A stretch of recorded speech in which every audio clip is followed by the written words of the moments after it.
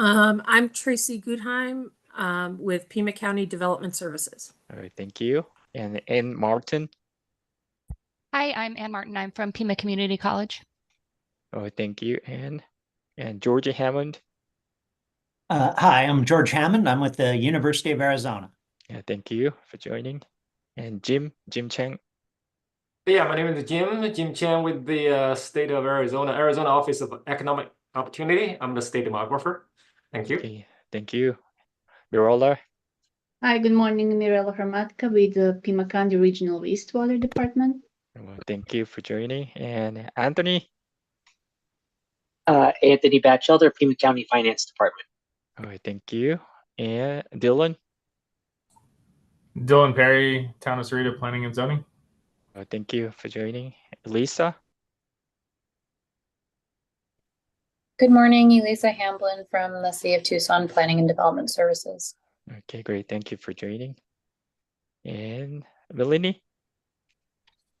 Good morning, Melanie Sams from Tanabora Valley Planning. Yeah, thank you for joining. And Pamela. I am Pamela Keene, Tucson Unified School District Planning Analyst. Thank you. And Samantha. Hi, Samantha Denning from Pima County Development Services, GIS Analyst. Thank you for joining. And Scott.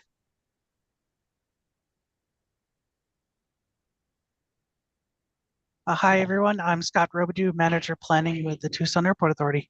Thank you for joining. And Daughter. I'm Tara Salomon from the Arizona Office of Economic Opportunity. Okay, great. Yeah, thank you for joining. And just here in the PAC side, Caroline. And Eric Kramer. Good morning. Good morning. This is Caroline from PAC. And Hannah. There we go. Hi, everyone. Hannah Oden, Planning Coordinator at PAC. Okay, thank you. And Jeanette. Good morning, everyone. This is Jeanette D. Ryan. I'm the Transportation Planning Director here at PAG. Okay, great. Thank you. And Yumi. Morning, I'm Yumi, Data Ownership Coordinator here at PAC. Oh, thank you. And is there anyone I missed?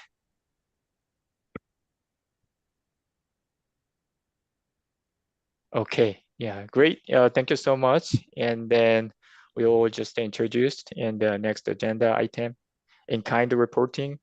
Regional planning efforts are enhanced by recording time donated by attendees, volunteers, and participants.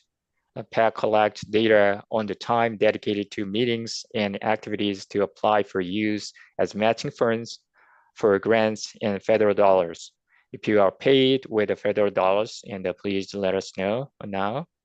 Time spent in preparation for this meeting will be estimated by PAC staff who are knowledgeable of the agenda and meeting materials. At the conclusion of this meeting, the session report will automatically calculate your time spent in this meeting. Time spent working on PAC RTA initiatives, programs, and the special projects may also be eligible for consideration for matching funds. And moving on to next agenda item. So the Eric Kramer and land use data science, as a senior land use data scientist, and prepared for our 2055 IMAP development, the land use data, and following up with you and after the meeting. And so Eric, would you go ahead? Sure. I don't see my presentation anywhere. You can go share screen. Oh, okay. So I On the need bottom. to. Yeah, share screen and click find Okay, your sorry. presentation.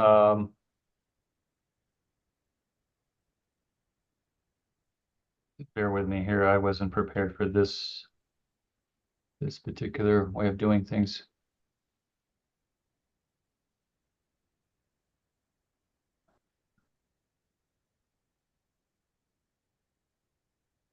And then Share screen. Mhm. Screen 1. Okay. Let me that. I Do think you I see rec this? yeah, Sorry. would you go back and then maybe I can.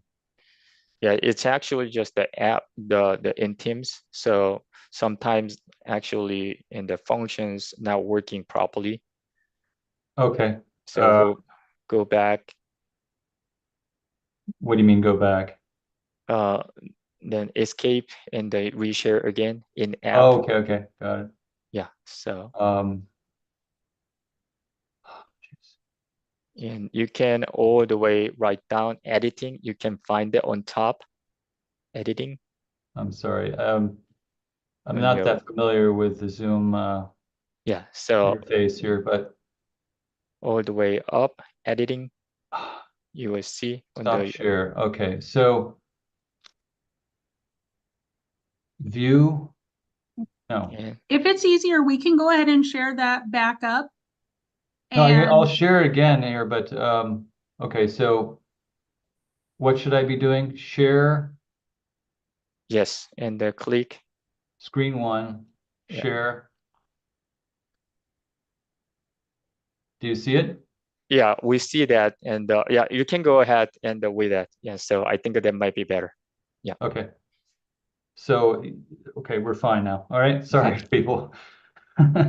All right, well, good morning, everyone. I'm gonna give you an overview of just the project. We'll be talking about the input data update for the land use model. First, talking about the known projects update, then the density table update, as well as some discussion about residual capacity that's derived from the density table inputs. And then finally, talk about the timeline for the map model development, where we are, where we're going. All right, so to known projects. So we've been working on updating those known projects. Are the projects that the model will allocate first before anything else that will have priority.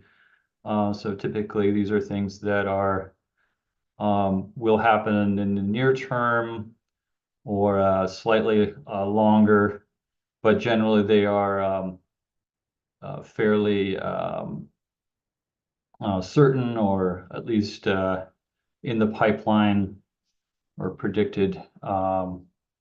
So what we've done, we went back to our previous data from the last RMAP, and we reviewed that, looking at things that have been built, or what do we have in our database currently.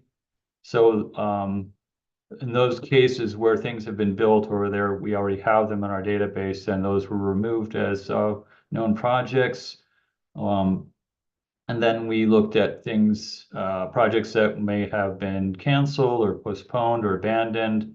Again, those are also things that we would remove, or at least in the case of postponements, realign those with the date that would be more realistic.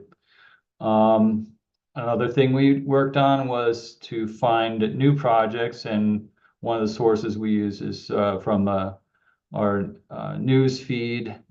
We also relied on information from the jurisdictions as well. And then the final part of this was for each of these projects, was to estimate the number of jobs that would be contributed by sector. We have 6 employment sectors: industrial, retail, wholesale, finance and insurance, real estate, service, public service would be the last one.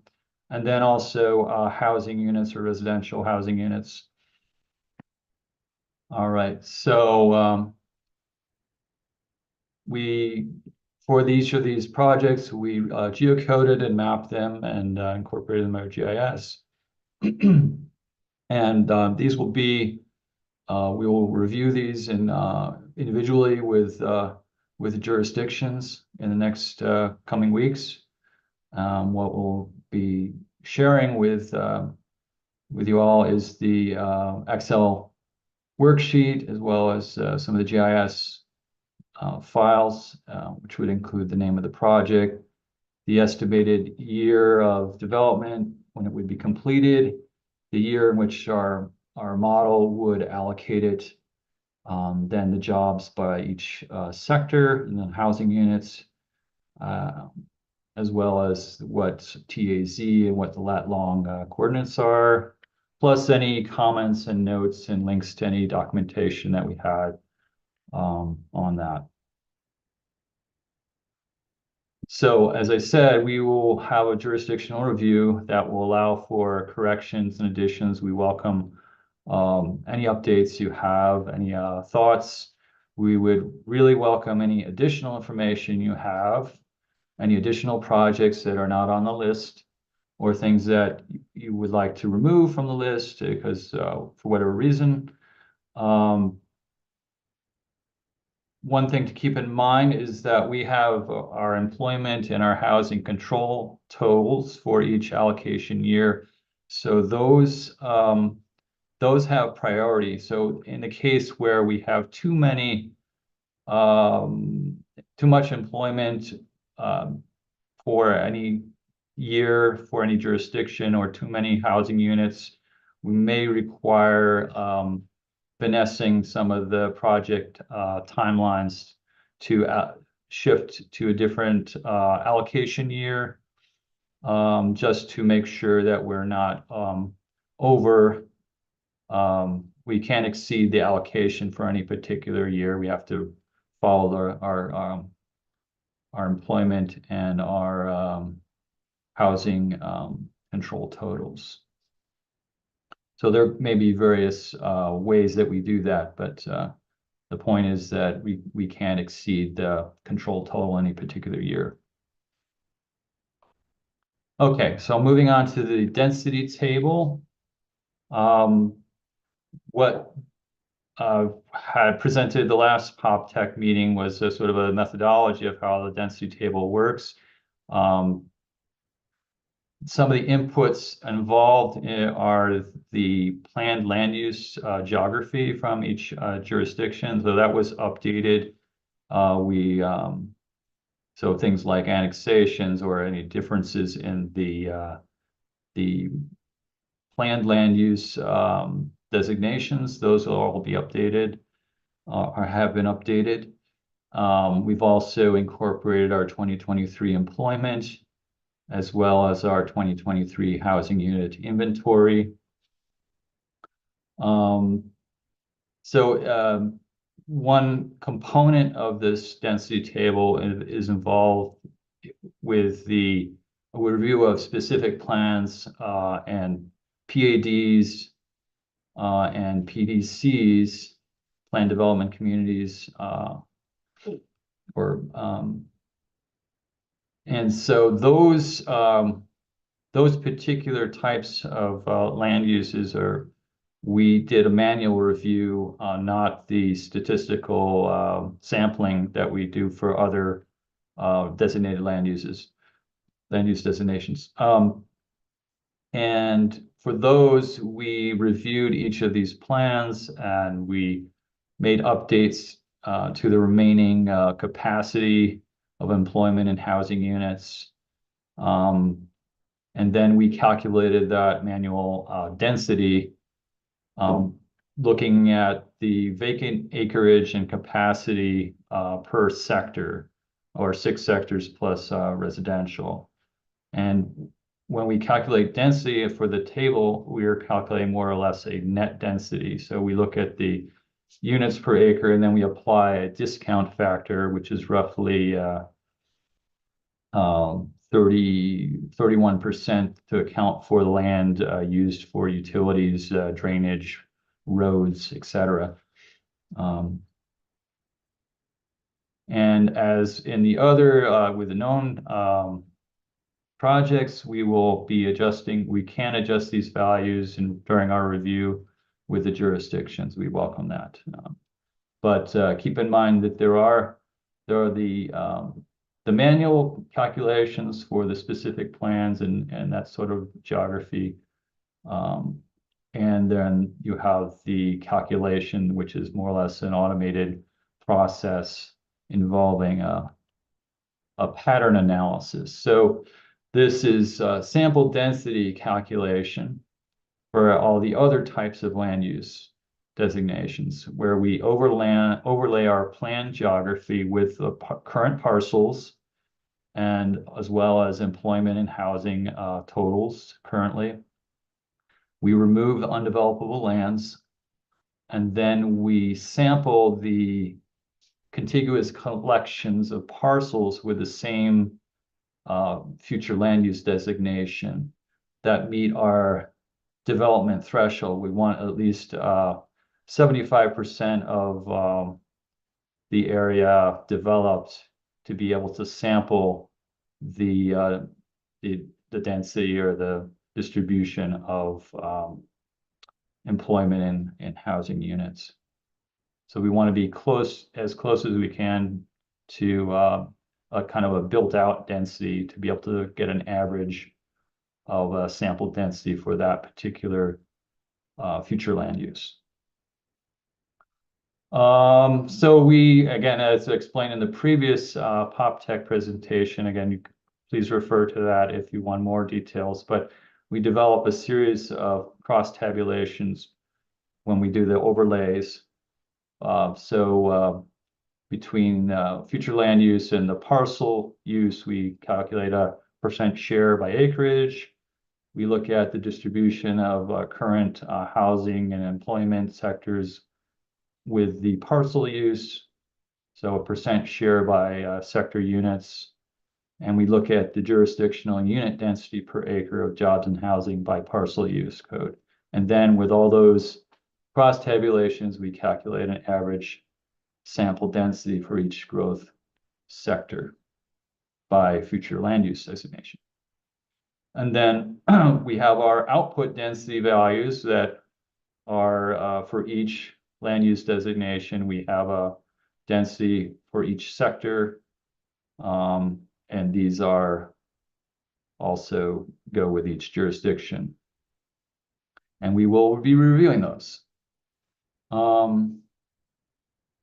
So once we have our density table, we can look at, or we can map what we are calling a residual capacity. We have the capacity, which it would be the total build out capacity.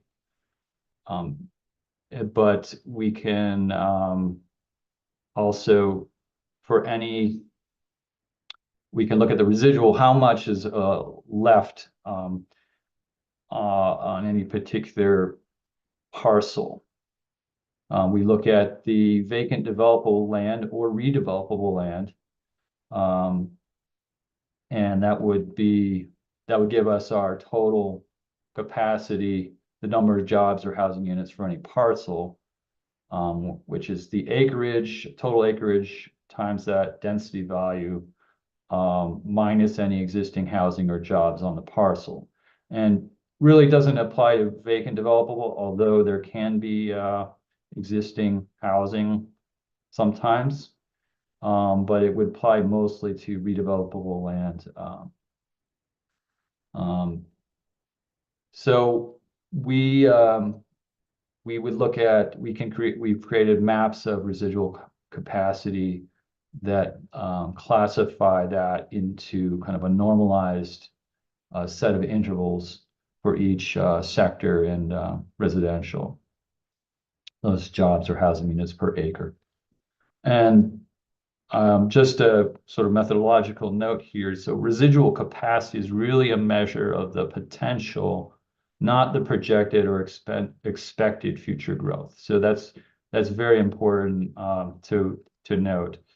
The land use model really is allocating growth, not only based on residual capacity, so what's available, where it's available, but we're talking about also what land is getting the highest priority in terms of allocation and selection by our suitability preferences per sector for development. So these comes down to our the parameters that we've worked on in the past that include proximity to infrastructure, proximity to urban areas and job centers, existing accessibility to population centers and jobs as well, job centers.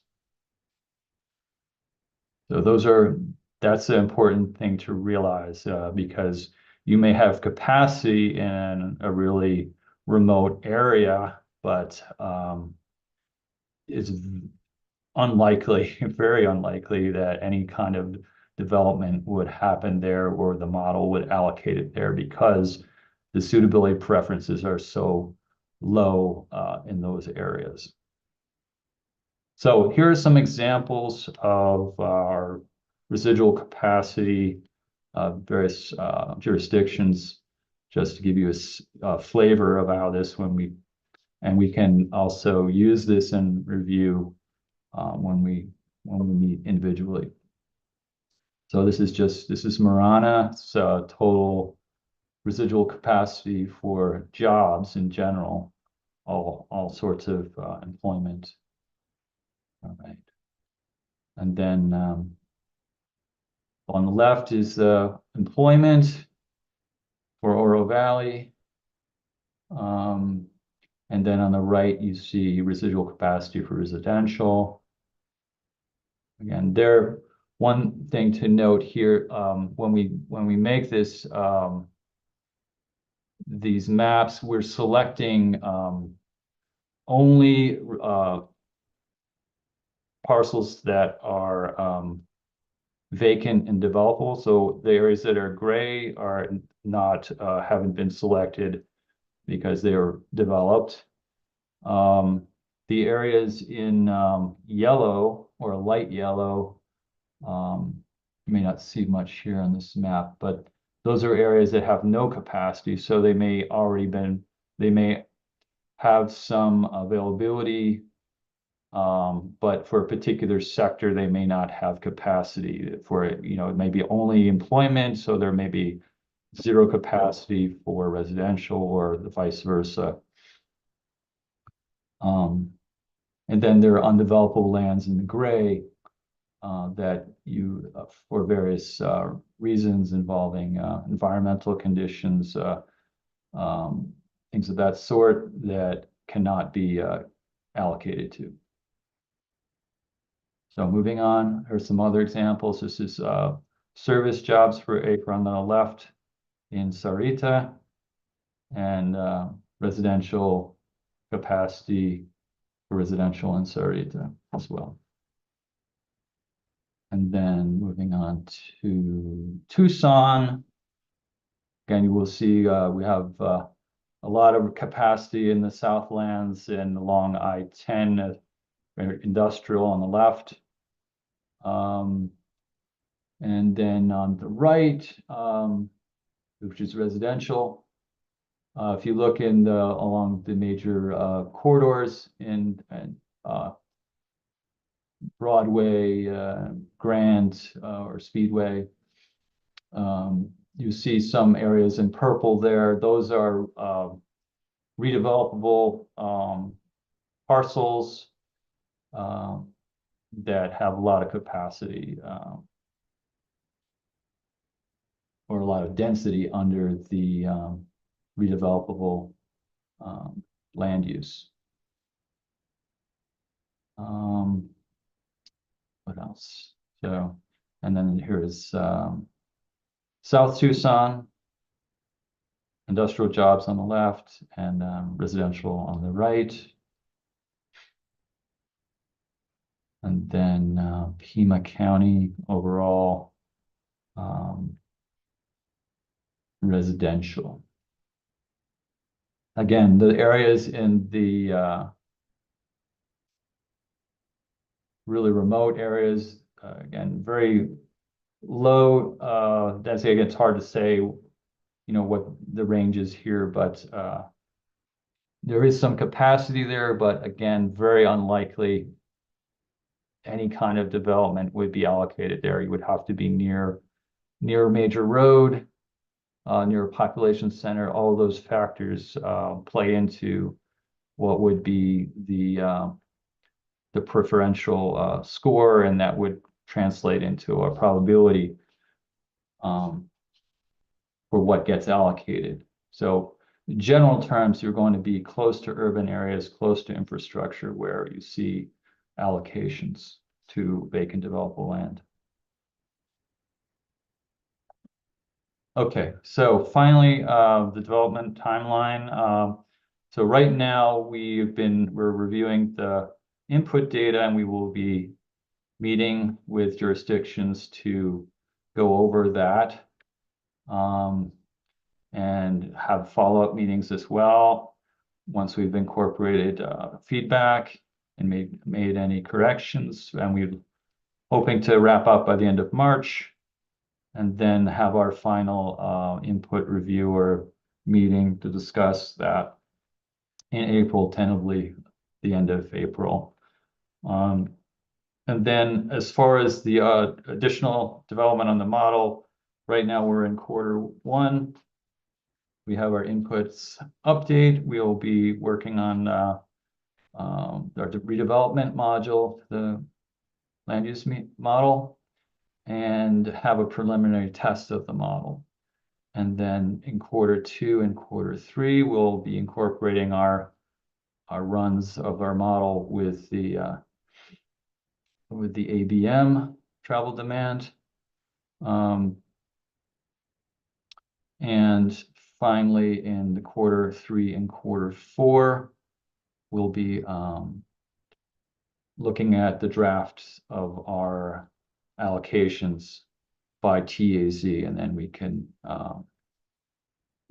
review that and see how that turns out. And if we need to make adjustments, we'll make adjustments at that point. So that's basically our timeline.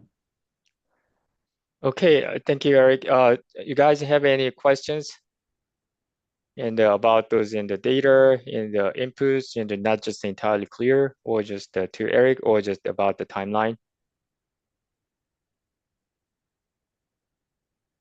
Okay, then just Eric, would you mind to go back? Sure. Yeah, timeline. So, and here our target is like just wrapping up all those and the review, and through just the one-on-one meetings and the follow-up, and by just the end of March. So we actually need to just schedule and with you and jurisdictional partners.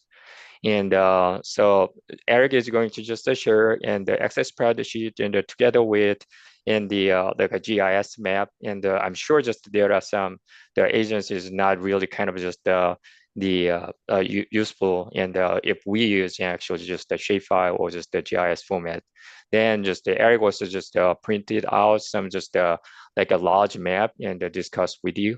So we actually like to just have an in-person meeting, and instead of like just online meeting. But if you want to just prefer to just online meeting, that works for us as well. So please just let us know, and within like it's the next week and the following week, and if you could do. And so we will just schedule in the time, like as for meeting one-on-one and plus just the follow-ups. Do you have any questions about that?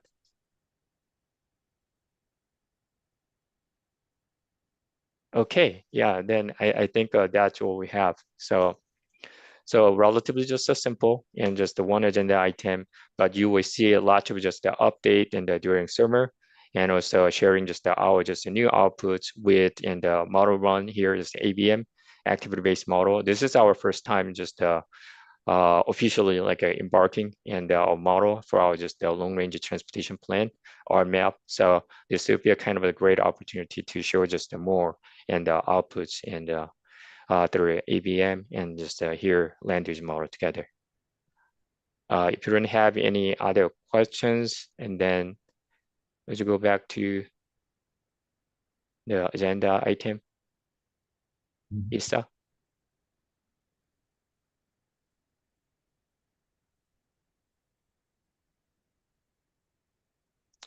Okay. Thank you. Next. And so right now, and quite short, and 10:34, and we adjourn February 28th in the PopTech meeting. Thank you so much, and I hope you have a great rest of the day. Thank you. Great. Thank you. Bye-bye. Thank you. Thanks, Bye. Sensi. Bye-bye. Bye. Bye.